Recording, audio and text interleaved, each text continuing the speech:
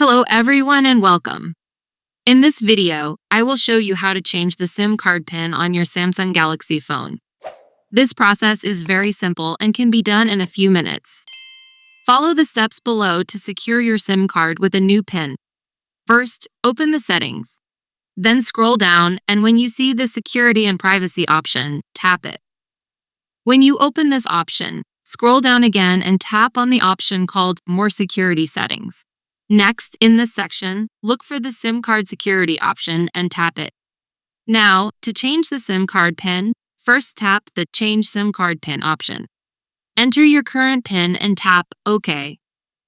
Now enter your new PIN and then tap OK again.